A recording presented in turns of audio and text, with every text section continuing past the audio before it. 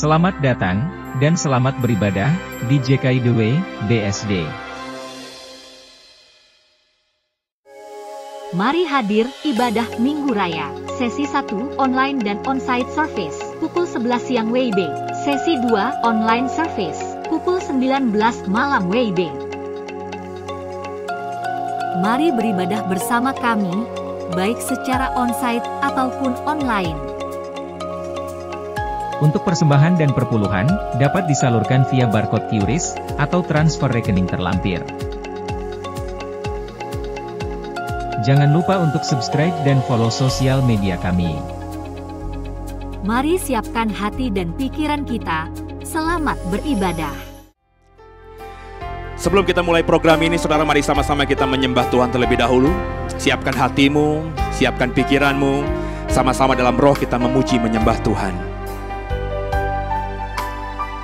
Musim akan selalu berganti, kasih Tuhan tetap abadi, tak akan berubah sampai selamanya. Ku tetap percaya, haleluya. Ku yakin Tuhan memberkati, ku yakin Tuhan melindungi. Burung di udara Tuhan pelihara, karena kasih-Nya. Tuhan selalu menolongku, selalu menjagaku. Sehelai di rambutku tak akan terjatuh tanpa seizin-Mu. Tuhan selalu menolongku, selalu menjagaku. Dia mengenyangkanku dan peliharaku seumur hidupku. Mari terus, saudara, dalam pujian penyembahan kita kepada Tuhan. Dengan rohmu mari sama-sama kita kembali memuji menyembah Tuhan. Musim akan selalu berganti.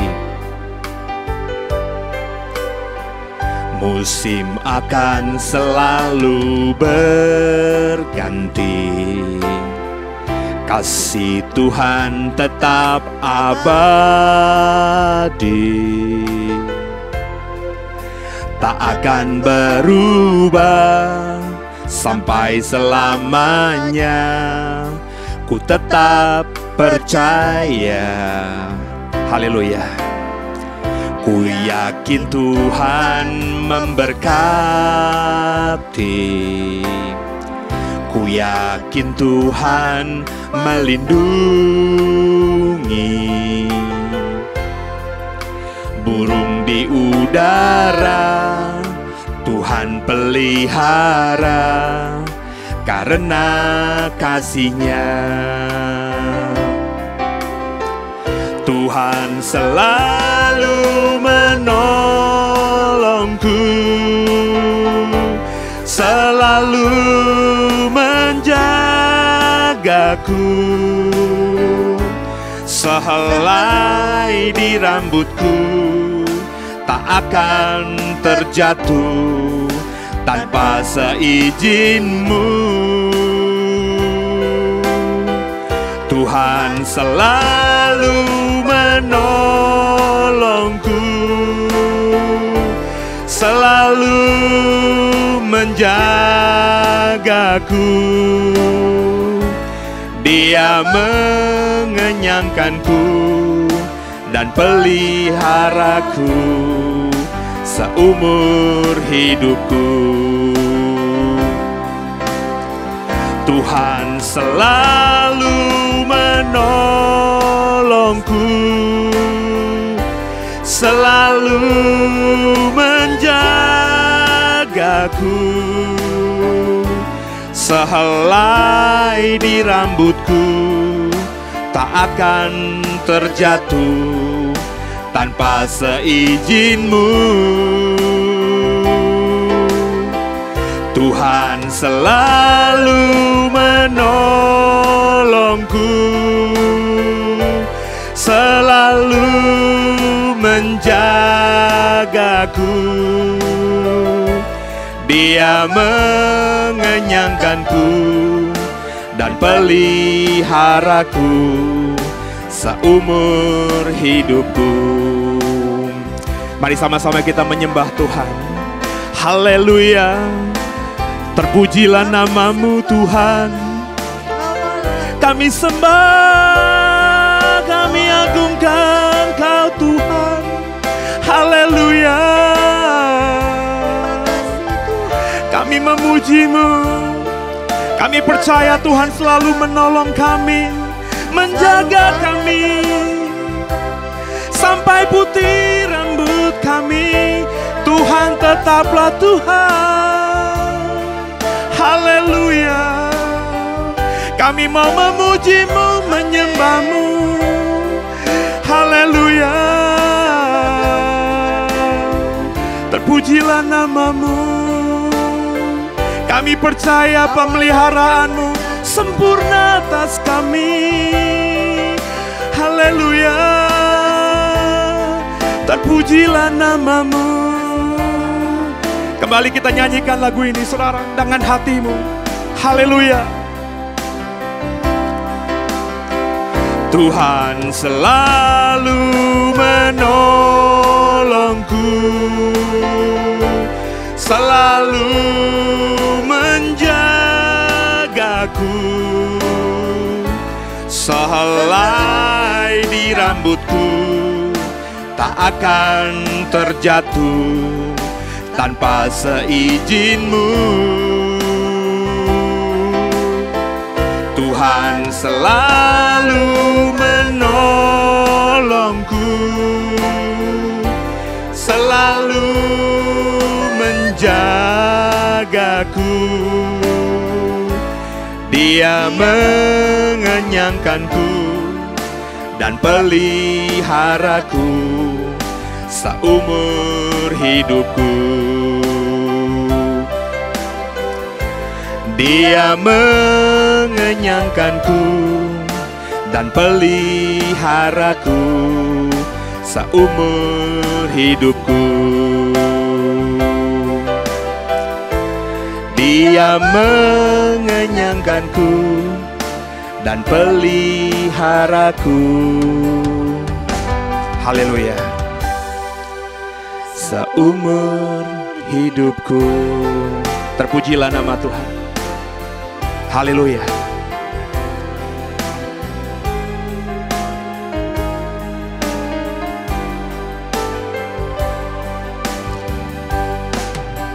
Tuhan Yesus memberkati semua. Haleluya. Shalom semuanya, selamat hari Minggu, selamat malam juga. Senang kembali dalam program ibadah Minggu Malam JKI The Way. Kita bisa bertemu ya secara online. Dan sebelum kita mendengarkan firman Tuhan, kita akan satu dalam doa. Dan saya mengajak semua untuk kita berdoa. Bapak yang baik, terima kasih. Kami boleh ada di malam hari ini semua karena anugerah Tuhan. Dan saat ini kami mau dengar firman Tuhan, perkataan Tuhan. Maka tolong kami, ajar kami, berikan kami kemampuan untuk bisa memahami kebenaran firman Tuhan, perkataan dan pengajaran Yesus ini. Dan kami rindu setiap kami diberikan hikmat marifat daripada Tuhan. Sehingga kami bukan saja mengerti, paham, tapi juga karena pertolongan Roh Kudus kami bisa melakukannya. Sehingga di sepanjang sisa hidup kami ini, kami bisa lebih menyenangkan Tuhan dan bisa semakin jadi berkat bagi banyak orang. Jangan satupun kami yang Kau lalui Tuhan, kami siap diberkati. Haleluya. Amin. Kemuliaan hanya bagi Yesus Kristus yang sudah mengajar kami berdoa. Bapa kami yang di surga, dikuduskanlah nama-Mu. Datanglah kerajaan-Mu. Jadilah kehendak-Mu di bumi seperti di surga. Berikanlah kami pada hari ini makanan kami yang secukupnya, dan ampunilah akan kesalahan kami, seperti kami juga mengampuni orang yang bersalah kepada kami. dan janganlah membawa kami ke dalam pencobaan, tapi lepaskanlah kami daripada yang jahat. Karena Engkaulah yang punya kerajaan dan kemuliaan dan kuasa sampai selama-lamanya. Haleluya. Terpujilah nama Yesus. Kekasih Tuhan, biji mata Tuhan, kita akan melanjutkan kembali tema kita. Kita tadi sudah memuji menyembah Tuhan. Saat ini kita mau mendengarkan perkataan Tuhan. Dan saya sedang mengajar tentang perkataan dan pengajaran Tuhan Yesus. Kenapa penting? Karena kita orang Kristen. Ya, aneh rasanya kita ngaku Kristen yang artinya pengikut Kristus. Tapi kita perkataan dan pengajaran Yesus aja kita tidak paripurna, tidak paham secara utuh. Apa saja dan bagaimana. Dan inilah yang saya mau koreksi buat saya dan saudara juga tentunya, bahwa kita tidak lagi boleh bergantung pemahaman kita tentang Tuhan dari orang. Kalau di zaman-zaman abad-abad pertama, abad-abad pertengahan, memang kondisi gereja dikondisikan begitu. Sadar tidak sadar, umat itu hanya bergantung pemahaman tentang Tuhan dari imam. Jadi mereka datang ibadah, mereka mendengarkan khotbah dari yang namanya pendeta, bishop, bruder, pokoknya agamawan, ya, biarawan, pokoknya orang-orang yang memang bergelut dalam bidang agama. Seolah-olah mereka lah yang berhak untuk menafsirkan Alkitab. Tapi saya mengajak kita untuk hari-hari ini yang di akhir zaman, di mana kita juga punya Alkitab masing-masing di rumah, kita punya akses untuk mengeksplor ya internet, dengan internet tentang kebenaran Alkitab. Banyak sekali literatur-literatur yang bisa kita temukan, sumber-sumber yang bisa kita temukan di internet dengan mudahnya, dengan murahnya. Maka mestinya kita juga mulai hari ini mulai belajar untuk menggali kebenaran Alkitab sendiri. Ya, melibatkan Roh Kudus tentunya. Jadi soal sempurna apa tidak ya, kalau kita mengandalkan Roh Kudus, pasti Roh Kudus akan memampukan kita memahami sesuai kapasitas kita. Ya, jadi khotbah-khotbah yang saudara dengar misalnya dari saya seperti ini nantinya cuma sebagai tambahan saja, supaya khotbah-khotbah yang saudara dengar kayak khotbah saya ini hanya jadi suplemen saja, bukan core-nya, bukan intinya. Karena intinya saudara sudah menggali sendiri, dan khotbah-khotbah yang kau dengar dari pendeta atau pengkhotbah manapun itu hanya sebagai tambahan vitamin saja sehingga kita lebih tajam lagi dalam memahami kebenaran. Tanpa itu pun saudara sudah paham kebenaran, karena setiap hari kau punya waktu untuk menggali kebenaran firman Tuhan secara pribadi bersama dengan Roh Kudus. Itulah kerinduan saya. Gitu saudara ya. Yuk sama-sama kita siapkan hati kita, kita belajar perkataan dan pengajaran Tuhan Yesus di minggu malam ini. Ya, ini seri yang ketiga ya, dari perkataan dan pengajaran Tuhan Yesus. Saya ambil dari Lukas pasal 4 ayat 4, manusia hidup bukan dari roti saja. Yang saya bilang tadi, sebagai murid Yesus kita harus fokus mempelajari, memahami, menghidupi apa yang Yesus perkatakan dan ajarkan kepada kita. Tentu yang saya maksudkan dengan perkataan dan pengajaran Yesus ini adalah apa yang tercatat di Alkitab. Sebab faktanya ada perkataan dan pengajaran Yesus yang tidak dicatat di Alkitab. Mungkin di kitab suci agama lain, mungkin di buku sejarah atau di buku-buku yang mengaku adalah Injil, tapi bukan Injil yang sudah ada di Alkitab kita. Jadi soal kitab suci saya mengikuti apa yang dipahami oleh para imam-imam, para pemuka-pemuka agama Yahudi soal pengkanonan perjanjian lama. Ya, ada dari Kejadian sampai Maliaki. Dan saya juga dengan respek hormat mengakui kanon dari perjanjian baru yang dulu diputuskan oleh bapak-bapak gereja. Sebab saya tidak punya pilihan. Nangkap saudara ya? Saya tidak punya pilihan Injil-Injil lain. Sebab Injil-Injil lain yang tidak dikanon yang sekarang ini bisa kita dapatkan misalnya di toko buku atau di manapun, itu kan Injil-Injil yang diperkirakan ada setelah jauh dari zaman Yesus dan para rasul. Seperti misalnya Injil Thomas ya, Injil Yakobus dan lain-lain itu hanya namanya saja, tapi penulisannya itu diperkirakan jauh setelah zaman rasul-rasul. Jadi itu tidak bisa kita pegang sebagai sebuah pengajaran yang otentik. Nah, kita coba belajar ya perkataan dan pengajaran Yesus yang dari Alkitab saja. Karena bagi saya 36 kitab perjanjian lama dan 27 kitab perjanjian baru yang ada di Alkitab kita, totalnya 66 kitab ini sudah melewati sejarah. Tuhan sudah mengizinkan lewat perjalanan Alkitab secara sejarah ini, yang sudah berarti ribuan tahun ya, sampai di tangan kita di 2024. Jadi saya mengakui otoritas Alkitab itu sebagai firman Tuhan dan sebagai kebenaran yang sejati. Maka kalau ada perkataan dan pengajaran Yesus yang terdapat atau diajarkan dari luar Alkitab, saya paling hanya membaca saja. Tapi tidak akan saya setarakan dengan apa yang ada di Alkitab. Contohnya kalau konteks perjanjian baru, itu ada kitab Didache 12 Rasul, kitab pengajaran 12 Rasul. Saya punya berkasnya di perpustakaan saya. Itu bahkan sudah diterjemahkan ke dalam bahasa Indonesia, mungkin puluhan tahun yang lalu. Ya, entah BPK Gunung Mulia atau apa penerbitnya, saya lupa. Tapi saya mendapatkan itu versi bahasa Indonesianya. Dan ketika saya belajar sejarah, ternyata kitab Didache itu diperkirakan kitab yang bahkan lebih tua dari Matius, Markus, Lukas, Yohanes, Injil yang ada di kanon perjanjian baru.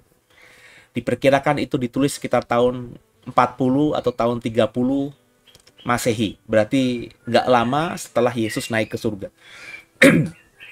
Sedangkan kalau kita belajar, Injil paling tua itu adalah Injil Markus, yang diperkirakan itu ditulis di sekitar tahun 50. Artinya ada 2 dasawarsa, sekitar 20 tahunan setelah Yesus naik ke surga. Jadi kitab Didache 12 Rasul ini diperkirakan itu kitab paling tua. Tapi faktanya tidak masuk kanon. Ya, saya spesifiknya tidak tahu, ya, karena yang memutuskan itu kan dulu adalah bapak-bapak gereja, ya. Para rasul dan kemudian juga gereja mula-mula yang akhirnya ketika beberapa abad setelah zaman rasul-rasul mati, gereja mengumpulkan orang-orang hebatnya ya untuk coba mengidentifikasi mana kira-kira yang punya otoritas tinggi, karena yang menulis itu dekat dengan Tuhan Yesus, hidup sejaman dengan Tuhan Yesus, dalam hal ini benar-benar rasul, dan kemudian kitab-kitab itu dibaca dan juga dimiliki oleh banyak gereja saat itu. Mungkin salah satu alasan kenapa kitab Didache 12 Rasul itu tidak masuk dalam kanon, karena yang memiliki ya data itu atau tulisan Didache itu hanya beberapa gereja saja. Dan mungkin juga karena kitab Didache itu tidak diketahui siapa penulisnya. Meskipun diperkirakan itu ditulis tahun 30-an Masehi, berarti kitab paling tua dari seluruh perjanjian baru, tapi tidak diketahui siapa yang nulis. Meskipun isinya tidak bertentangan dengan kitab Injil, karena saya baca tidak ada pertentangan dengan kitab Injil. Cuma memang lebih sederhana, lebih pendek saja. Surat-suratnya tuh lebih pendek dibandingkan kitab Injil lainnya. Nah, mungkin karena alasan itu akhirnya Didache tidak dimasukkan dalam kanon perjanjian baru, dan yang masuk Injil itu hanya Matius, Markus, Lukas, Yohanes. Nah, kita harus belajar sekarang ini untuk coba mendalami firman Tuhan sendiri. Khotbah-khotbah seperti yang kau dengar dari saya ini bukan tidak penting, tapi coba jadikan sebagai suplemen. Suplemen itu kan penting. Kalau kita ada uang, beli suplemen, vitamin kah, multivitamin kah, mineral kah, apapun itu namanya, kan ketika dikonsumsi kan bagus buat tubuh kita. Jadi khotbah-khotbah pendeta itu bukan nantinya jadi pokok. Sebab hari-hari ini banyak orang Kristen itu ngerasa diri punya iman, sebenarnya jujur hanya gara-gara dia mendengarkan khotbah pendetanya atau khotbah yang dibawakan gerejanya. Jadi dia sedang beriman pada sebuah tafsir. Menyedihkannya banyak orang Kristen itu karena tidak punya kebiasaan merenungkan firman Tuhan dan mengkaji Alkitab dan juga mendalami Alkitab dengan sungguh, dia tidak tahu apakah tafsiran itu benar apa tidak. Kebanyakan orang Kristen kalau boleh jujur, itu lugu sekali. Pokoknya apa yang disampaikan oleh pendetanya di mimbar itu pasti benar. Padahal saya sering bilang itu adalah area tafsir. Nah, saya mengajak saudara untuk mulai membaca Alkitab sendiri. Dengan bantuan Roh Kudus pasti mampu. Jadi dengar khotbah-khotbah pendeta manapun, sehebat apapun dia, itu hanya jadikan suplemen, bukan sesuatu yang pokok. Yang pokok adalah Bapak Ibu merenungkan Alkitab sendiri, secara mandiri. Soal nanti kita dapat sempurna apa tidak pemahamannya, Roh Kudus nanti yang akan tolong saudara. Dan Roh Kudus tentu dalam kehebatannya dia mampu memberikan penjelasan kepada kita sesuai dengan kapasitas kita. Jadi kalau nanti ke depan ada orang punya pemahaman tentang sesuatu A, yang lainnya A+, ya itu sudah normal, nggak kenapa-napa. Karena mungkin saja yang dapat A itu ya kapasitasnya baru A. Seperti ketika anak-anak kita bertumbuh menjadi remaja, anak-anak itu kan awalnya makanannya pilih-pilih. Benar ya Bapak Ibu ya, saya punya 2 anak, saya masih ingat banget ketika mereka kecil ya, mereka makannya pilih-pilih. Ya, yang saya paling ingat itu cuma nasi goreng dan mungkin ayam goreng, ayam fried chicken itu. Kalau diajak makan itu, merek nasi goreng apapun, merek fried chicken apapun, dari yang bermerek sampai yang di pinggir jalan, mereka hayu aja. Tapi kalau disuruh makan misalnya yang lainnya gitu ya, bahkan yang mungkin lebih mahal dan lebih enak, mereka masih pilih-pilih. Nah, begitu pula dalam kedewasaan rohani. Banyak kita itu levelnya masih level bayi, level anak-anak. Jadi belum sampai dewasa. Jadi kalau ada orang pemahamannya ya segitu, ya memang levelnya masih segitu. Kalau dia terus berubah, dia bertobat, Roh Kudus nanti akan tambahkan hikmat yang baru. Kita akan dalami sekarang ini perkataan Yesus dalam Lukas 4 ayat 4 Bapak Ibu. Jawab Yesus kepadanya, ada tertulis manusia hidup bukan dari roti saja. Perkataan ini adalah perkataan yang keluar dari mulut Tuhan Yesus ketika dia ada dalam pencobaan di padang gurun. Manusia hidup bukan dari roti saja ini punya konteks yang sangat kuat. Kenapa? Karena dalam konteksnya, Yesus ketika mengucapkan ini, dia mengucapkan ini kepada iblis ketika dia dalam kondisi di padang gurun yang konsekuensi masuk dalam padang gurun adalah berpuasa. Berpuasanya Yesus tidak makan, tidak minum. Itu puasa orang Yahudi, puasa Timur Tengah tuh begitu. Beda dengan saya dan saudara mungkin. Saya cukup sering berpuasa, tapi puasa saya tuh biasanya puasa tidak makan saja. Kenapa? Ya, mungkin badan saya atau mungkin juga badan orang-orang Indonesia terkondisi gitu ya. Karena air berlimpah, ya air itu bisa buat dehidrasi, lemah, dan lain sebagainya. Sehingga lebih bisa menahan lapar daripada menahan air, menahan minum. Ya. Tapi kalau di Timur Tengah, orang di Arab sana, daerahnya itu padang gurun, ya. Ada sebuah kota itu kan karena mungkin di padang gurun itu ada oase dulunya, ada mata air atau ada sungai yang besar sehingga orang-orang membangun kemah di sekitar mata air atau sumber air itu. Kemudian ketika menjadi sebuah desa, akhirnya terbangunlah kota dengan tembok. Makanya kalau kita belajar tentang kerajaan-kerajaan yang ada di padang gurun di daerah Timur Tengah sana, kerajaan-kerajaan zaman dulu dalam sejarah, itu pasti di tengah kotanya ada sumur. Nggak mungkin orang membangun kota kalau di kota itu tidak ada sumber air, tidak ada sungai yang mengalir, tidak ada sumber mata air, tidak ada oase, tidak ada sumur. Impossible, nggak mungkin. Orang membangun sebuah kota pasti karena ada air. Paling tidak di sekitar kota itu. Maka mereka nyaman tinggal di situ. Nah, karena kondisi di Timur Tengah sana padang gurun, air itu langka. Mungkin kondisi fisik akhirnya berevolusi gitu. Manusia-manusia di Timur Tengah sana lebih tahan nahan minum. Nangkep ya? Karena air mahal. Ya. Bapak Ibu kalau sudah pernah ziarah ke Israel atau ke Mesir gitu ya, jalan-jalan ke sana ke Timur Tengah, atau Bapak Ibu pernah dengar saudara-saudara kita yang umroh atau naik haji ke Arab sana, itu air aqua, air putih, itu jauh lebih mahal daripada Coca-Cola. Saya nggak tahu kenapa. Ya, coba dicek saja. Ya. Terakhir saya ke sana, memang air putih itu mahal sekali. Lebih mahal daripada air-air yang berwarna. Mau yang bersoda kah, pokoknya yang berwarna itu lebih murah daripada air putih. Harganya. Ya. Kalau di Indonesia ini so-so lah ya. Air putih relatif masih lebih murah daripada yang berwarna.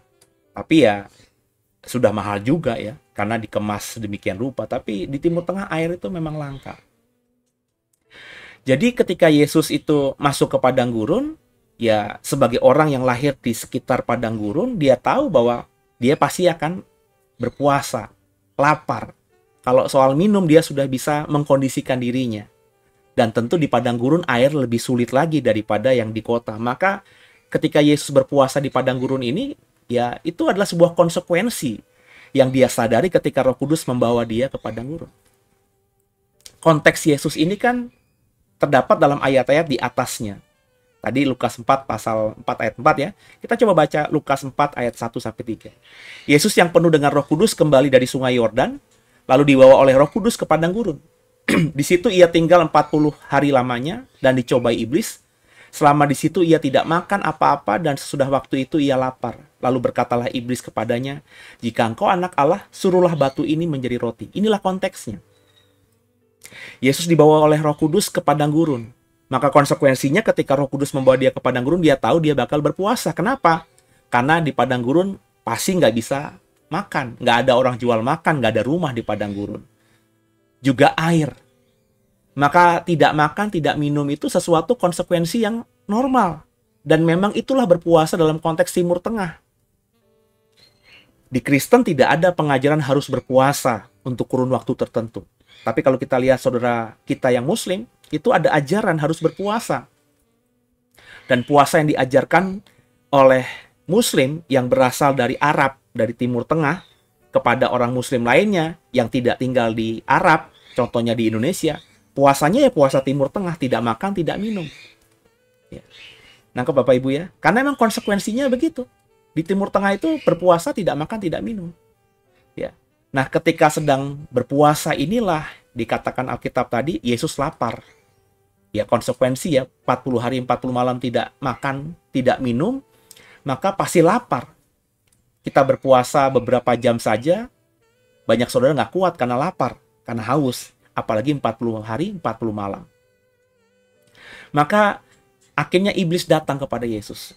Untuk mencobai sesuai konteksnya, Yesus habis berpuasa dan dia lapar. Kata iblis, "Jika engkau anak Allah, suruhlah batu ini menjadi roti." Jika engkau anak Allah. Ya. Kata jika engkau anak Allah ini macam-macam, saudara. Bapak Ibu ketika memahami iblis, Bapak Ibu harus paham bahwa iblis ini tidak maha tahu. Ya. Apakah iblis tahu bahwa Yesus ini adalah anak Allah yang menjadi manusia? Mungkin tahu. Ya. Tapi iblis kan mengamati juga perjalanan atau pertumbuhan Yesus dari bayi sampai dia sekitar usia 30 tahun ketika dia habis dibaptis dan ada di padang gurun ini. Tentu ketika iblis mengamati Yesus ini, ya, dia melihat bahwa Yesus tumbuh sebagai manusia normal. Ya. Maka saya sangat percaya tidak banyak hal-hal yang luar biasa yang Yesus lakukan sebelum dia dibaptis dan sebelum dia melayani Bapaknya 3,5 tahun. Sebab andai kata Yesus itu sudah banyak melakukan mujizat sepanjang usia kanak-kanak dan remajanya. Andai kata Yesus pernah mencelikakan orang buta ketika dia masih remaja, membangkitkan orang mati bahkan ketika dia masih remaja. Tentu iblis ketika bertemu Yesus di usia Yesus 30 tahun tidak akan berkata, "Jika engkau anak Allah." Tentu dia pasti berkata, "Kan kau anak Allah. Bisa dong ubah batu ini menjadi roti." Tapi kata iblis, "Jika engkau anak Allah." Ya. Jadi kan iblis ini masih meragukan apakah Yesus ini benar anak Allah apa tidak. Meskipun dia tahu, ya, karena dia mengamati kan proses kelahirannya Yesus, ya. Bagaimana Yesus itu diberikan persembahan emas, kemenyan dan mur oleh orang Majus. Bagaimana kemudian beberapa orang berinteraksi terhadap Yesus ketika Yesus masih dalam kandungan Maria. Contohnya Elizabeth dan juga Zakaria yang memuji Tuhan dan juga memuliakan bayi dalam kandungan Maria. Atau dalam peristiwa-peristiwa lainnya, ya, seperti usia 12 tahun Yesus ada di bait Allah, dia sanggup bertanya jawab, berdiskusi dengan imam-imam dan membuat mereka semua kagum akan kecerdikan anak 12 tahun tentang iman Yahudinya. Ya, tentu iblis tahu, ya. Iblis mengamati. Kan iblis kan, kalau kita bicara iblis itu, ya iblis bukan sendirian, bukan oknum tunggal, dia punya pasukan kan. Dan iblis ini kan tidak omnipresent, dia tidak maha seperti Allah kita maha. Maka kalau Allah itu maha, Allah itu esa, Allah itu hanya satu, tapi dia ada di mana-mana, itu dimaklumkan karena dia maha. Tapi kalau iblis itu kan tidak. Iblis kan oknum, pribadi, satu. Jadi kalau iblis itu ada misalnya lagi berhadapan dengan saya di depan rumah saya ini, maka iblis tidak ada di tempat lain. Tapi meskipun dia hanya ada di sini, tapi dia bisa tahu informasi apapun di luar sana. Kenapa? Karena dia punya pasukan. Dia punya pengikut yang disebut dengan setan-setan, roh-roh jahat. Ini kan ada hierarki kekuasaan juga.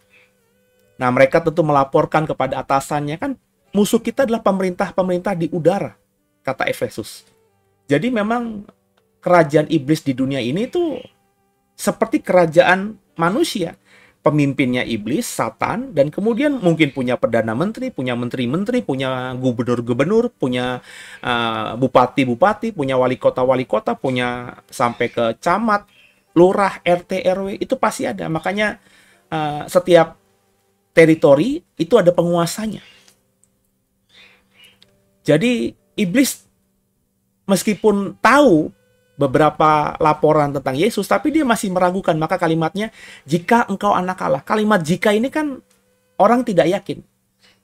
Jika nanti kamu jadi presiden, jika kamu nanti jadi direktur, kan ini sesuatu yang masih 50-50. Bisa ya, bisa tidak. Nah, ini yang harus dipahami. Maka iblis berkata, jika kau anak Allah, suruhlah batu ini menjadi roti. Ini konteksnya. Maka Yesus menjawab dalam Lukas 4 ayat 4, ada tertulis, manusia hidup bukan dari roti saja. Jadi konteksnya Yesus sedang di padang gurun dan sudah berpuasa 40 hari 40 malam. Yesus dalam kondisi lapar. Iblis datang dan mencoba Yesus untuk menawarkan sebuah solusi untuk mengatasi laparnya Yesus. Nah, coba kita bandingkan. Saya selalu mengajar saudara bahwa kalau kita mau memahami sebuah teks Alkitab, kita harus bandingkan teks itu dengan teks-teks lainnya. Dalam hal ini kita tadi membaca Lukas 4 ayat 4. Injil Lukas itu adalah Injil sinopsis. Injil sinopsis itu maksudnya Injil yang melihat peristiwa-peristiwa yang dilakukan oleh Yesus dengan kacamata yang sama, dengan sudut pandang yang sama. Injil sinopsis itu ada 3. Matius, Markus, Lukas. Injil sendiri kan ada 4 ditambah Yohanes. Tapi Yohanes itu bukan Injil sinopsis. Yohanes adalah Injil yang nyentrik sendiri. Kenapa nyentrik? Bukannya berarti dia salah atau sesat, bukan. Nyentrik itu artinya Yohanes ini ketika mau menuliskan tentang Yesus, tidak sama seperti Matius, Markus, Lukas. Dia menulis lewat sudut pandangnya sendiri. Kalau Matius, Markus, Lukas itu Injil yang saling mempengaruhi.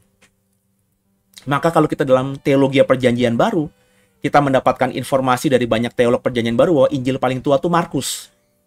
Maka Markus itu yang paling tua, maka kalimat-kalimatnya paling pendek, pasalnya paling pendek, ayatnya paling pendek, kitab Injil paling pendek itu Markus. Matius dan Lukas itu Injil setelah Markus. Dan kalau Bapak Ibu baca, ada kemiripan dari Markus, Matius, dan Lukas. Berarti Matius dan Lukas yang ditulis setelah Injil Markus ditulis, itu banyak mengadaptasi atau mengcopy-paste atau memakai ayat-ayat yang sudah ada di kitab Markus. Kemudian ditambahi atau ditulis dalam perspektifnya penulis, dalam hal ini Matius dan Lukas. Tapi kebanyakan kan mirip. Makanya Bapak Ibu tidak heran kalau kita membaca Injil sinopsis, Markus, Matius, Lukas, ada ayat-ayat, ada cerita yang mirip. Tapi cerita yang mirip, kalimat-kalimat yang mirip yang ada di Matius, Markus, Lukas ini tidak kita temukan di Injil Yohanes. Injil Yohanes itu Injil yang sesuai perspektifnya Yohanes sendiri. Makanya tidak disebut Injil sinopsis, karena kacamata dan sudut pandang yang dipakai oleh Yohanes untuk menuliskan Injilnya berbeda dengan Matius, Markus, Lukas. Nah, karena di Lukas tadi ada kalimat manusia hidup bukan dari roti saja, kita coba cari di Injil sinopsis, ada nggak ayat yang kurang lebih bicara hal yang sama? Ternyata ada. Lucunya juga tercatat dalam Matius pasal 4 ayat 4, Lukas 4:4, Matius 4:4. Kalimat di Matius 4:4 apa? Tetapi Yesus menjawab, ada tertulis, manusia hidup bukan dari roti saja. Mirip ya dengan Lukas 4 ayat 4 tadi. Tapi ada tambahannya. Tetapi dari setiap firman yang keluar dari mulut Allah. Inilah kalimat lengkap dari Injil Matius pasal 4 ayat 4. Lukas tadi hanya mencatat manusia hidup bukan dari roti saja. Sedangkan Matius ditambahkan dengan kalimat tetapi dari setiap firman yang keluar dari mulut Allah. Itu yang saya bilang tadi. Mereka menulis dengan sudut pandang yang sama, tapi mereka tambahkan dengan perspektif mereka sendiri. Dan apa yang dikatakan di Matius 4 ayat 4 yang keluar langsung dari mulut Yesus ini bukan pernyataan orisinil Yesus. Yang saya mau katakan, kalimat manusia hidup bukan dari roti saja, yang kita baca tadi di Lukas 4 ayat 4, Matius 4 ayat 4, ini bukan pernyataan atau perkataan atau pengajaran orisinil Tuhan Yesus. Jadi Bapak Ibu jangan naif, terus berkata semua perkataan dan pengajaran Yesus karena banyak orang kan masih menganggap Yesus Allah ya. Karena dia Allah, itu pengajaran orisinil. Enggak. Yesus itu manusia. Ketika dia berkata manusia hidup bukan dari roti saja, itu dia dapatkan dari apa yang sudah ada di Taurat. Dari mana Yesus tahu? Jangankan Yesus, Bapak Ibu. Semua orang Yahudi itu, laki-laki harus melewati proses panjang untuk menjadi Yahudi dewasa. 12 tahun. Itu sekolah dari TK sampai SD kurang lebih, Bapak Ibu ya. Cuma kalau di TK sampai SD, anak-anak kita, TK SD itu belajar banyak hal. Kimia, biologi, IPA, IPS, Pancasila, olahraga, macam-macam mata pelajarannya. Tapi kalau di dalam kehidupan anak-anak Yahudi, selama 12 tahun mereka fokus menggali Taurat. Kalau di situ ada misalnya unsur ilmu pengetahuan yang mereka pelajari ya dari Taurat itu. Jadi kalau Taurat tidak bicara apa-apa, ya mereka tidak belajar tentang itu. Jadi semuanya back to Taurat. Maka akhirnya selama 12 tahun ketika mereka menggumuli Taurat, maka akhirnya mereka kurang lebih di usia 12 tahun itu diwisuda. Menjadi bar miswah, anak Taurat. Nah, tentu semua laki-laki Yahudi yang sudah melewati proses bar miswah ini, upacara bar miswah ini, menjadi anak Taurat dianggap dewasa, sehingga besok-besok kalau ibadah di sinagoge, sebagai orang yang sudah diwisuda, sebagai bar miswah, dia boleh membaca Taurat. Seperti yang dilakukan Yesus di sinagoge Kapernaum, Yesus membaca Taurat itu karena dia sudah dianggap laki-laki dewasa. Jadi kalau sudah bar miswah, usia 12 tahun sampai berapapun, kalau ibadah di sinagog, ibadah di rumah ibadah Yahudi, orang ini berhak untuk membaca Alkitab. Membaca Taurat. Dan Yesus tentu paham sekali apa yang ada di dalam perjanjian lama, di dalam kitab Taurat, tentang apa yang diucapkannya. Dia mengcopy pas apa, dia mengcopy apa, dia tahu. Dan kita bisa menemukan ini dalam Ulangan 8 ayat 3.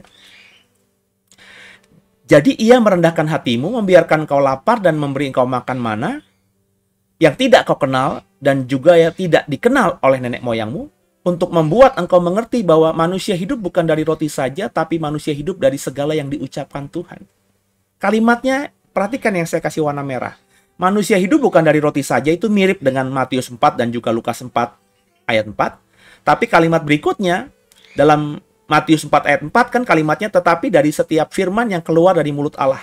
Sedangkan dalam Ulangan, teks dalam bahasa Indonesia terjemahan baru LAI, itu kalimatnya tetapi manusia hidup dari segala yang diucapkan Tuhan. Berbeda, tapi kan sama. Yang keluar dari mulut Allah, dari segala yang diucapkan Tuhan kan sama-sama. Yakni firman yang keluar dari mulutnya Tuhan atau mulutnya Allah. Jadi, apa yang Yesus ucapkan yang kita temukan dalam Lukas 4 ayat 4, dilengkapi dengan Matius 4 ayat 4 ini, bahwa manusia hidup bukan dari roti saja, tetapi dari setiap firman yang keluar dari mulut Allah ini ternyata dikutip Yesus dari Ulangan 8 ayat 3. Dan Bapak Ibu jangan malu untuk mengatakan ini. Ini fakta. Bahwa Yesus mengcopy paste. Maka jangan malu juga kalau mengcopy paste. Ya. Jangan ngerasa bahwa kita harus mengajarkan yang orisinil. Kalau bagi saya, bahkan saya pernah khotbah kan. Kayaknya khotbah apapun tidak ada yang orisinil gitu. Ya. Saya sedang mengkhotbahkan tentang pemahaman Tritunggal saya. Meskipun saya merasa sepanjang hidup saya tidak pernah mendengar langsung ada pendeta yang khotbah seperti yang saya khotbahkan hari-hari ini. Tapi saya sangat yakin sepanjang 2000 tahun gereja, Pasti ada orang yang pernah mengkhotbahkan ini. Ya. Tapi mungkin di masa lalu, di abad-abad pertama, di abad-abad pertengahan, karena ini pengajaran yang berbeda dengan pengajaran gereja, mereka dianatema, dikutuk, diasingkan. Nggak sedikit mereka yang dibunuh oleh gereja. Cuma karena sekarang saya hidup di zaman yang modern, zaman yang menghormati hak asasi manusia, ya. Ya, orang mungkin berpikir panjang kalau menganggap saya ini dianggap mereka sesat dan mau membunuh saya karena pasti melanggar HAM gitu kan. Tapi paling tidak, saudara, saya sangat yakin pengajaran apapun tuh tidak ada yang orisinil. Kalau angle-nya berbeda, ya saya yakin pengajaran yang saya berikan ini sudah pernah juga diajarkan misalnya pendeta di Ethiopia atau pendeta di Armenia. Tapi kan mereka hidup dengan budaya Armenia dan budaya Ethiopia, sedangkan saya hidup dalam budaya Jawa, budaya Indonesia. Jadi tentu angle penekanannya, pemahaman latar belakangnya, karena saya orang Indonesia tentu berbeda dengan orang Armenia. Sehingga meskipun sama-sama mengajarkan A, tapi tetap ada perbedaan. Itu yang saya mau katakan. Dan ini soal Matius 4 dan Lukas 4. Bahwa ini bukan perkataan orisinil, tapi Yesus mengutip Taurat Musa. Nah, konteks asli dari perkataan Yesus, yakni yang terdapat dalam ulangan tadi, adalah peristiwa roti mana di padang gurun. Israel dibiarkan Allah lapar, agar paham bahwa mereka bisa hidup dari yang diucapkan Allah. Itu konteksnya. Kalau kau baca nanti konteks ulangan pasal 8, ya, itu konteksnya itu. Ya. Israel dibiarkan Tuhan lapar, karena harus keluar dari Mesir, yang meskipun mereka diperbudak, mereka hidup cukup nyaman. Mereka dapat makan, mereka dapat minum. Apalagi mereka tinggal di Goshen. Goshen itu adalah tempat paling hijau di seluruh tanah Mesir. Karena Goshen itu ada di tepi sungai Nil. Jadi daerah subur. Jadi meskipun mereka diperbudak, mereka makan, minum cukup. Dan mereka ketika taat sama Tuhan, masuk ke padang gurun, mereka tahu konsekuensinya pasti akan lapar, akan haus. Berpuasa itu mungkin mereka berpikir akan mereka alami. Nah, ketika mereka lakukan ini, ya mereka tentu butuh makan. Karena dalam perjalanan beberapa waktu di padang gurun, akhirnya makanan yang mereka bawa dari Mesir tentu habis. Jadi Israel itu ada kurun waktu tertentu, ada beberapa periode, ada beberapa kali memang mengalami kelaparan. Allah biarkan Israel lapar. Kelaparan ini bukan berarti mereka tidak makan, ya, tapi mereka terbatas. Ya, mereka tidak bisa makan kapan saja. Terlebih kan mereka berjalan gitu ya. Kan kalau orang berjalan tentu makannya itu ya makan sambil bergerak ya. Apalagi Israel bergerak dalam jumlah yang bukan cuma sedikit tapi jutaan orang di padang gurun itu. Alkitab mengatakan sekitar 600.000 laki-laki. 600.000 laki-laki itu tidak termasuk anak-anak, tidak termasuk perempuan, dan juga orang tua, manula, ya, jompo-jompo. Jadi diperkirakan oleh banyak teolog perjanjian lama, orang Israel yang keluar dari Mesir itu, meskipun Alkitab mengatakan 600.000 laki-laki, tapi kurang lebih sekitar 2,5 juta orang. Ya, kalau satu laki-laki saja punya 2 istri misalnya, karena zaman dulu kan poligami tidak dilarang.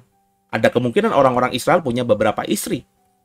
Kalau satu istri punya 3-4 anak, jadi satu keluarga itu paling tidak ada 10 orang.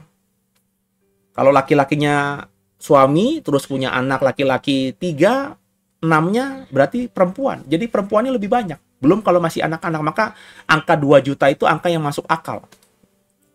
Seperti Yesus memberi makan 5.000 laki-laki. Tidak termasuk perempuan dan anak-anak. Itu saya dan banyak pendeta menafsirkan itu sebenarnya yang ada tuh belasan ribu orang. Jumlah yang sangat besar, ya. Jadi mereka itu dibiarkan Allah lapar di padang gurun agar paham bahwa mereka bisa hidup bukan dari roti, tapi dari yang diucapkan Allah. Firman yang keluar dari mulutnya Allah. Mereka kenyang bukan dari roti yang mereka usahakan, melainkan dari roti yang Allah berikan dari mereka ketika mereka taat. 40 tahun roti mana di padang gurun, makan roti mana di padang gurun, ini kalimat agak salah saya ketiknya. 40 tahun makan roti mana di padang gurun juga memiliki makna apa? Memiliki makna Israel dipelihara Allah karena taat kepada perintahnya. Jadi biar bagaimanapun saya bilang tadi, kehidupan Mesir meskipun diperbudak mereka nyaman. Ketika mereka mau keluar Mesir, meninggalkan Mesir, untuk kembali ke tanah perjanjian mengikuti perintah Tuhan lewat Musa, ini konsekuensinya mereka tahu akan masuk ke padang gurun. Dan karena mereka taat, konsekuensinya Allah yang memerintahkan mereka untuk meninggalkan Mesir, masuk ke padang gurun, itu berarti konsekuensinya Allah pasti pelihara mereka. Nah, Allah, wujud pemeliharaan Allah atas mereka, itu dengan memberikan roti mana dari surga. Mana yang turun dari surga, yang kemudian terminologinya sering kita pakai roti dari surga. Ini bukan roti coklat dari surga, enggak. Mana yang bentuknya seperti kapas gitu ya. Tapi ketika diambil ya terus kemudian menggumpal sehingga dimakan seperti mungkin roti atau sejenis tepung. Ya, saya agak bingung mendeskripsikannya karena roti mana itu kan nggak ada lagi. Ya, saya coba ngebayangin apa itu seperti kalau Bapak Ibu beli ke pasar malam atau ke pasar ada gulali gitu. Gulali kan kayak kapas gitu ya. Tapi kalau lambat laun kan gulali itu kan mengeras gitu ya. Apakah seperti itu? Ya, saya sedang membayangkan apakah seperti itu. Tentu tidak ya. Karena mana bukan gulali, gulali bukan mana. Tapi saya sedang membayangkan apakah seperti itu. Itu kan diambil begitu oleh orang Israel dan kuat sampai semalaman. Kalau esok paginya masih disimpan, itu akan membusuk berulat, kan begitu ya. Jadi mereka hidup bukan dari roti yang mereka usahakan, ya. Mereka olah enggak. Mereka benar-benar makan roti yang dari surga. Itu wujud konsekuensi Allah memelihara Israel ketika Israel taat sama Tuhan. Jadi saya mau katakan, Israel bisa makan roti mana, itu karena mereka taat sama Tuhan. Coba kita baca kembali Lukas 4 ayat 1-3 yang sudah kita baca tadi. Yesus yang penuh dengan Roh Kudus. Kita baca yang warna merah saja ya, yang saya tebelin. Karena sudah dibaca tadi kan. Yesus yang penuh dengan Roh Kudus dibawa oleh Roh Kudus ke padang gurun. Terus kalimat iblisnya, jika engkau anak Allah, suruhlah batu ini menjadi roti. Jadi perkataan Tuhan Yesus ini diucapkan ketika Yesus taat. Taat sama siapa? Dalam hal ini sama Roh Kudus. Roh Kudus ini apa? Roh Kudus ini roh Allah. Rohnya Allah sendiri. Roh dari Allah. Jadi roh dari Allah atau rohnya Allah ini menuntun Roh Kudus masuk ke padang gurun. Jadi Yesus taat. Jadi ketika Yesus berkata, manusia hidup bukan dari roti saja, kepada iblis, itu adalah perkataan iman bahwa meskipun aku lapar, tapi aku lapar karena aku taat sama Roh Kudus, sama Bapa yang menuntun aku masuk ke padang gurun dengan konsekuensi resiko lapar. Jadi kalau aku lapar sekarang ini karena ketaatanku, maka aku percaya Bapa pasti akan memelihara aku. Maka dia tolak solusi dari iblis tadi untuk mengubah batu menjadi roti. Jadi perkataan Yesus ini pun sama dengan perkataan yang diucapkan Musa untuk mengingatkan orang Israel. Bahwa kalian taat kepada Allah, masuk ke padang gurun, maka Allah konsekuensinya memelihara kamu dengan roti mana yang dari surga. Yesus memakai kalimat itu dengan latar belakang yang sama. Aku taat kepada Bapa, masuk ke padang gurun. Maka meskipun konsekuensi masuk ke padang gurun lapar, berpuasa, tapi aku percaya Bapa akan memelihara aku. Kalau dulu saja Israel dipelihara di padang gurun, aku juga pasti dipelihara. Makanya ketika iblis bilang, ubah dong batu jadi roti. No, manusia hidup bukan dari roti saja. Jadi Yesus lebih taat kepada Roh Kudus yang memintanya untuk masuk ke padang gurun dengan konsekuensi berpuasa dan lapar daripada mengikuti bujuk rayu iblis untuk mengubah batu menjadi roti sehingga masalah laparnya terselesaikan. Yesus percaya bahwa ia pasti dipelihara Allah jika terus berpuasa di padang gurun. Jadi isunya itu bukan soal roti tidak penting atau kita tidak butuh roti, melainkan prioritas hidup kita. Kenapa saya bilang isunya bukan roti atau roti tidak penting? Karena faktanya roti penting. Manusia kalau nggak makan roti pasti mati. Israel itu butuh roti ketika di padang gurun.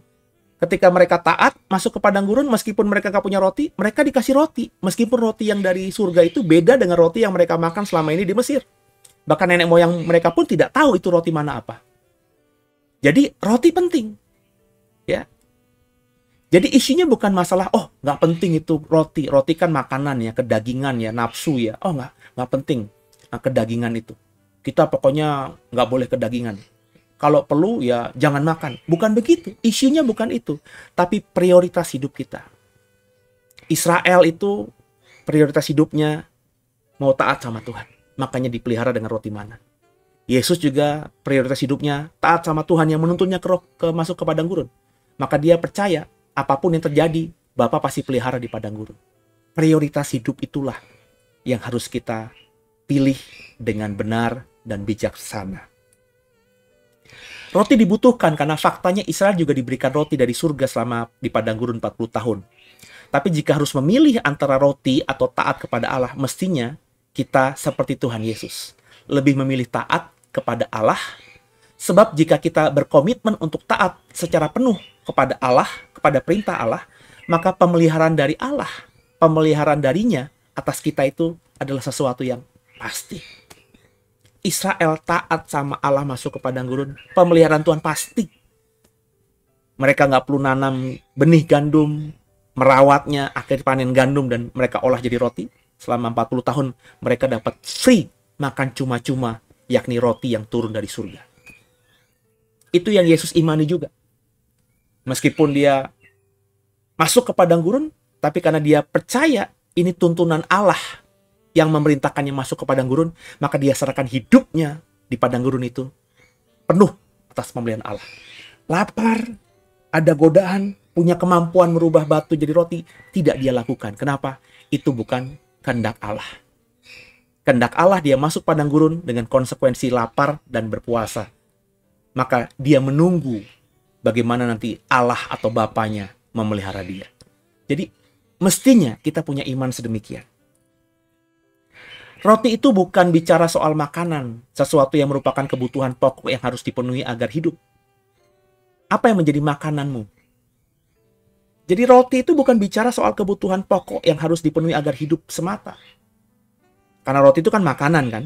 Kan bicara roti, bicara makanan. Jadi makanan itu jangan kita mengerti maknanya hanya makanan itu hanya kebutuhan pokok yang harus dipenuhi agar kita hidup. Kan kebutuhan pokok ada pangan, papan, dan juga pangan, papan, dan pakaian, gitu ya. Benar ya, pangan itu makanan, papan itu tempat tinggal, pakaian itu baju, ya, pakai yang untuk menghangatkan tubuh. Kalau nggak punya kan kita mati, kata ilmu sosial yang kita pelajari, gitu ya. Nah, konsep kita orang Kristen, makanan itu bukan cuma sebatas kebutuhan pokok yang harus dipenuhi agar kita hidup. Maka definisi makanan itu harus kita pahami sesuai dengan apa yang dikatakan Alkitab. Nah, apa yang menjadi makananmu hari ini? Kalau kita adalah murid Yesus, Yesus berkata dalam Yohanes 4 ayat 34, kata Yesus kepada mereka, makananku, ya, roti itu makanan. Makanan dalam konteks Alkitab adalah roti. Rotiku ialah melakukan kehendak Dia yang mengutus aku dan menyelesaikan pekerjaannya. Jadi ketika Yesus berkata manusia hidup bukan dari roti saja, tapi dari firman yang keluar dari mulut Allah, ini konsisten dengan apa yang diucapkannya. Makananku ini bukan roti yang dimakan kamu, tapi makananku atau roti yang kumakan itu adalah melakukan kehendak Dia yang mengutus aku. Melakukan apa yang keluar dari mulutnya Allah. Maka ketika Allah memerintahkanku masuk ke padang gurun, itulah makananku. Meskipun jasmaniku lapar karena tidak makan roti yang dimakan manusia, tapi aku yakin kalau makananku adalah melakukan kehendak Bapa, melakukan perintah Bapa, maka Bapa pasti akan pelihara aku dengan caranya yang ajaib seperti yang Dia lakukan kepada Israel di padang gurun 40 tahun itu. Nah, coba kita maknai lebih dalam lagi agar kita dapat pembelajaran yang lebih lagi. Kita baca konteks jauhnya ya. Yohanes 6 ayat 50 sampai 51. Inilah roti yang turun dari surga. Barang siapa makan daripadanya, ia tidak akan mati. Perhatikan yang saya kasih warna agak merah. Akulah roti hidup yang telah turun dari surga. Jikalau seorang makan dari roti ini, ia akan hidup selama-lamanya. Dan roti yang kuberikan ini ialah dagingku yang akan kuberikan untuk hidup dunia.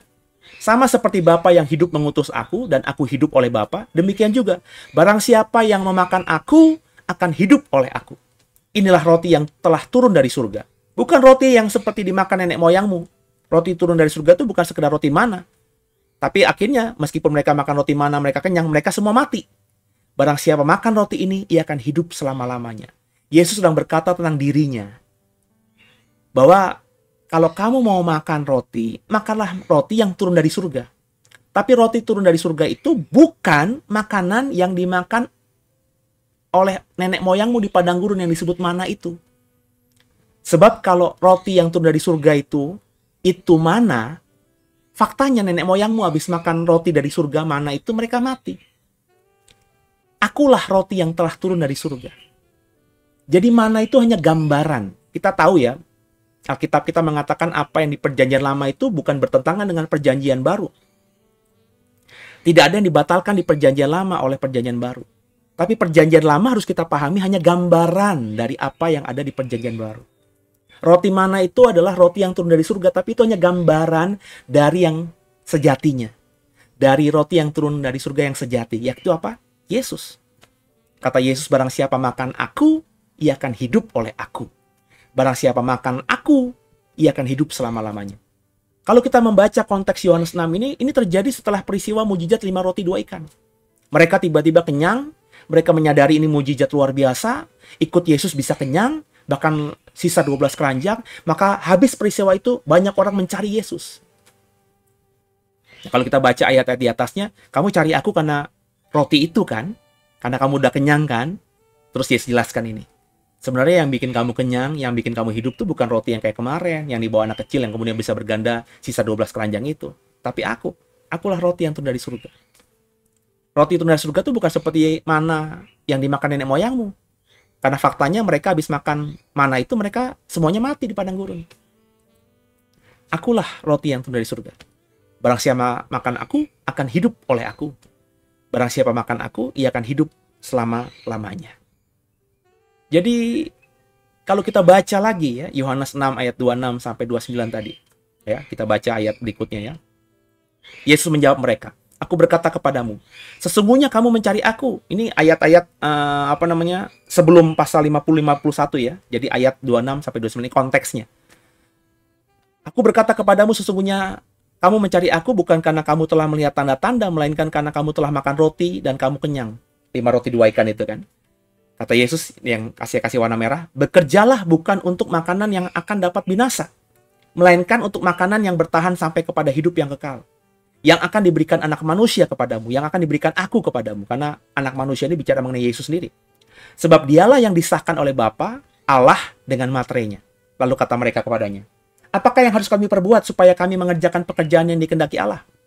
Jawab Yesus kepada mereka, inilah pekerjaan yang dikehendaki Allah, yaitu hendaklah kamu percaya kepada Dia yang telah diutus oleh Allah. Kemudian di ayat yang ke-51-52 tadi dikatakan bahwa akulah roti yang turun dari surga. Barang siapa makan aku, dia akan hidup selama-lamanya. Dia akan hidup karena aku. Jadi saudara, dari ayat-ayat di Yohanes 6 ini kita bisa menyimpulkan bahwa Bapak Ibu harus bekerja untuk bisa mendapatkan makanan yang membuat kita tidak binasa. Bapak Ibu harus bekerja untuk bisa mendapatkan roti yang turun dari surga atau bisa makan Yesus. Karena dagingku benar-benar makanan, kata Yesus. Aku makanan, aku yang harus dimakan. Nah, kita harus bekerja untuk bisa makan Yesus. Supaya kita bisa beroleh hidup yang kekal. Karena kalimatnya gitu kan, makanan yang bertahan sampai kepada hidup yang kekal yang akan diberikan anak manusia. Dagingnya sendiri. Tubuhnya ini, tubuhnya Yesus yang harus kita makan. Tapi bukan ditafsirkan literal kita makan tubuh Yesus gitu, bukan, ya. Kenapa? Karena kata Yesus tadi ketika ditanya sama orang-orang Yahudi, lalu apa yang harus kami perbuat untuk melakukan pekerjaan? Kan Yesus bilang harus bekerja. Tapi bekerja bukan untuk makanan yang membuat kamu binasa. Bekerja bukan untuk bahkan mana yang akhirnya juga membuat nenek moyangmu binasa. Apalagi roti biasa. Kamu makan roti biasa kenyang, habis itu pasti mati. Bekerjalah bukan untuk hal yang binasa itu. Bekerjalah bukan untuk mendapatkan roti yang bisa membuatmu mati itu. Tapi bekerjalah untuk membuatmu mendapatkan roti yang membuat kamu hidup yang kekal. Roti itu adalah roti yang turun dari surga. Roti itu adalah dagingku. Roti itu adalah aku. Kita harus bekerja untuk bisa makan itu. Untuk mendapatkan itu. Gimana cara bekerjanya? Kata Yesus. Inilah pekerjaan yang dikehendaki Allah, yaitu hendaklah kamu percaya kepada Dia yang telah mengutus aku. Jadi supaya kita bisa makan Yesus, Bapak Ibu harus percaya kepada Yesus. Nah, percaya kepada Yesus ini tentu Yesus yang benar-benar disampaikan oleh Alkitab. Makanya dalam khotbah hari Minggu saya sedang menjelaskan siapa Yesus itu. Jadi makan roti yang dari surga berarti kita harus mau percaya kepada Yesus yang firman Tuhan sampaikan. Yesus yang dijelaskan oleh Alkitab. Kalau Bapak Ibu nggak percaya kepada Yesus yang ini, maka Bapak Ibu tidak mungkin bisa makan Dia. Artinya kau tidak mungkin bisa mendapatkan roti yang turun dari surga, artinya kau akan binasa. Tidak akan memperoleh hidup yang kekal. Kasih Tuhan biji mata Tuhan. Jadi pengajaran dan perkataan Tuhan Yesus, manusia hidup bukan dari roti saja, mengajarkan agar kita tahu roti yang benar. Yakni apa? Taat dan percaya kepada Tuhan Yesus. Taat tadi, ya. Orang Israel dipelihara Tuhan dengan roti mana karena mereka taat keluar dari Mesir. Yesus percaya kalau dia taat masuk ke padang gurun karena diperintahkan Allah, maka dia akan dipelihara dengan cara Tuhan yang ajaib tadi. Makanya bujuk rayu iblis untuk merubah batu jadi roti diabaikannya, ditolaknya. Makanan manusia hidup bukan dari roti saja, tapi dari firman yang keluar dari mulut Allah. Maka taatlah Bapak Ibu. Taat kepada Allah, taat kepada Alkitab, taat kepada firman Tuhan. Kemudian juga percaya kepada Yesus. Karena kalau kita sudah taat, dan kita berharap dengan ketaatan kita akan makan roti dari surga atau makan daging Yesus sehingga memperoleh hidup yang kekal itu, Bapak Ibu harus bekerja dulu. Nah, bekerjanya apa? Bekerjanya adalah melakukan semua apa yang Bapak kehendaki. Maka Yesus katakan, makananku adalah melakukan kehendak Dia yang mengutus aku. Nah, ketika kita taat kepada Allah dan mau percaya kepada Yesus, karena bekerja itu adalah percaya kepada Dia yang diutus oleh Allah. Percaya kepada anak manusia yang diutus oleh Allah. Sudahkah Bapak Ibu taat kepada Allah dan percaya kepada Yesus? Nah, dua hal ini harus dikerjakan. Percaya kepada Allah. Allah ini oleh banyak orang Kristen kita panggil Bapa. Percayalah kepada Bapa dan juga, maafkan saya, taatlah kepada Bapa dan percaya kepada Yesus Kristus. Jadi untuk bisa mengetahui atau taat sama Bapa, caranya kan cuma dua. Lewat baca Alkitab dan lewat Yesus. Karena Yesus itulah satu-satunya yang berasal dari Bapa. Tidak ada seorang pun yang bisa melihat Bapa. Akulah yang duduk di pangkuan Bapa yang menyatakannya. Yesus berkata nggak ada seorang pun yang bisa melihat Allah, hanya Dia. Maka supaya kita bisa tahu Bapa itu bagaimana, ya kita harus percaya kepada Yesus. Karena Yesus pasti menyampaikan apa yang benar tentang Bapa itu. Jadi jika dilakukan, maka kita akan dipeliharanya dengan sempurna. Maka pesan Tuhan di ibadah malam ini, dengan Lukas 4 ayat 4 sebagai natsnya, manusia hidup bukan dari roti saja, itu berarti Bapak Ibu harus benar-benar punya prioritas hidup yang benar. Bukan mengejar roti atau makanan yang buat kita hidup, tapi punya prioritas yang benar untuk taat sama Tuhan. Kalau taat sama Tuhan, maka dipelihara, dikasih roti nanti. Carilah dulu kerajaan Allah dan kebenarannya, maka semuanya ditambahkan dalam hidupmu. Yang kedua, ketika Yesus berkata, manusia hidup bukan dari roti saja, itu juga berhubungan dengan percaya kepada Yesus. Sebab, kata Yohanes pasal 6 tadi, kita harus bekerja untuk bisa mendapatkan roti yang turun dari surga. Roti dari surga itu adalah Yesus sendiri, anak manusia, makan dagingnya. Kalau kita makan ini, maka kita akan hidup dan tidak binasa. Tapi untuk bisa memperolehnya, kita harus bekerja. Bekerjanya itu apa? Dijelaskan tadi dalam ayat-ayat dalam Yohanes 6 tadi.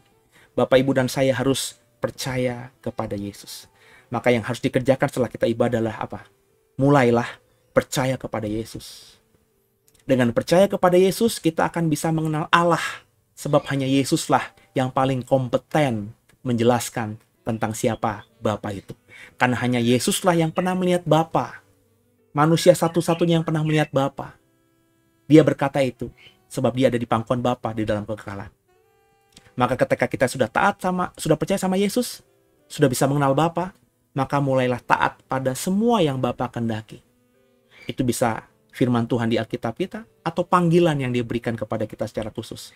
Kalau kita taat kepada Bapa, kita juga percaya kepada Yesus, maka hidupmu di bumi ini akan terpelihara, dan kita nanti akan dibawanya masuk dalam kekekalan surga. Terpujilah nama Tuhan. Begitu ya saudara ya. Jadi bagaimana dengan kita? Apakah kita mau mulai hari ini taat dan percaya? Taat kepada Allah dan percaya kepada Yesus Kristus yang diutusnya. Semoga diberkati dan kita tundukkan kepala. Bapak yang baik, terima kasih buat segalanya. Kami sudah mendengarkan firman Tuhan lewat Lukas 4 ayat 4. Manusia hidup bukan dari roti saja, kami diingatkan, dijelaskan konteksnya, bahwa ini bicara soal taat kepada Bapa dan juga percaya kepada Yesus yang diutus Bapa. Tolong kami, Roh Kudus, agar kami semakin jelas, semakin paham tentang perkataan dan pengajaran Yesus ini. Sehingga setelah ibadah ini kami mulai menghidupinya dan mulai mengerjakannya, melewati perkara-perkara yang paling mudah untuk kami kerjakan. Maka Roh Kudus tolong kami, bukan cuma cakap jadi pendengar, tapi cakap juga jadi pelaku firman. Hamba doa agar setiap hamba-hambamu yang mendengarkan ibadah ini, mendengarkan khotbah ini, dimampukan Roh Kudus untuk bisa taat kepada Bapa dan percaya kepada Yesus yang diutus Bapa. Sehingga kami terpelihara hidupnya di bumi ini, dan kami nanti bisa berkumpul dalam kerajaan surga yang kekal. Terima kasih buat segalanya. Mampukan kami, Roh Kudus, jadi pelaku-pelaku firman.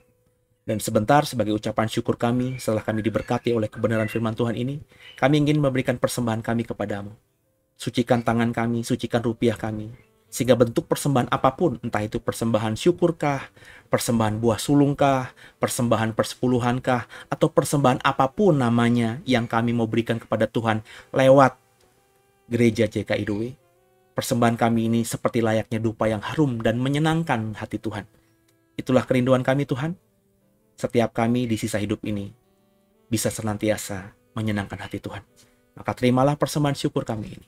Dan hamba doa Tuhan, setiap tangan, setiap hati yang memberikan persembahan dengan sukacita, dengan sukarela kepadamu lewat JKIDW ini, Tuhan berkati luar biasa hidup mereka. Diberikan damai sejahtera sukacita, dan tergenapilah apa yang mereka tabur.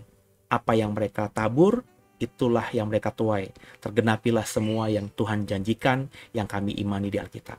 Maka berkati mereka lebih lagi, lebih dahsyat lagi. Semakin jadi berkat bagi banyak orang, semakin jadi berkat buat pekerjaan Tuhan. Terima kasih Tuhan, kami siap memberi, terimalah persembahan syukur kami. Haleluya, terpujilah nama Tuhan. Silakan memberi Bapak Ibu dengan sukacita persembahan syukurmu. Kalau beberapa saudara ingin mengembalikan persepuluhan lewat The Way juga, silakan menabur dengan sukacita, mengembalikan persepuluhanmu. Dan berikut adalah nomor rekening dan juga cara kita bisa memberikan persembahan. Ada yang lewat rekening transfer, ada juga lewat QRIS. Kita tinggal scan dan Bapak Ibu bisa taburkan persembahan itu lewat dompet digital JKIDW. God bless you. Haleluya.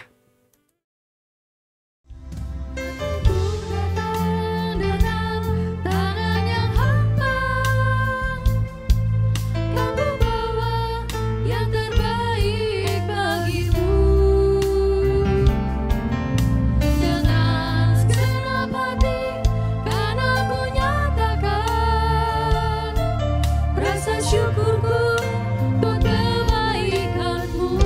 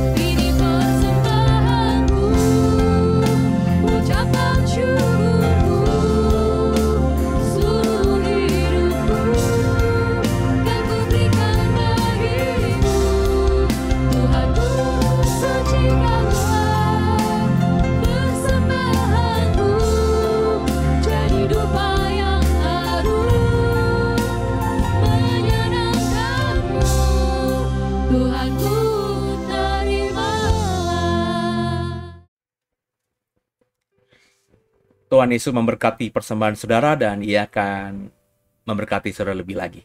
Dan sebelum kita akhiri dengan terima berkat dari Tuhan, saya mengajak kita terus bertumbuh dalam Tuhan.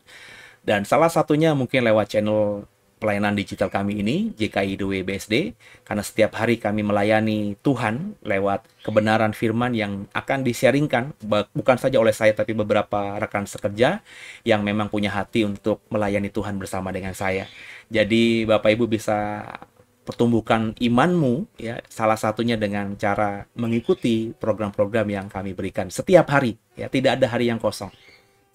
Bahkan kalau Bapak Ibu mau lebih lagi, kami buka sekolah Alkitab, ya. Saya sedang mengajar Roh Kudus. Bapak Ibu yang tertarik untuk mengetahui Roh Kudus itu apa, ya. Kan saya lagi mengajar doktrin Tritunggal dalam ibadah minggu, lagi kristologi tentang Kristus. Nanti mungkin sebulan depan saya akan mulai membahas tentang entah itu Allah atau entah itu Roh Kudus.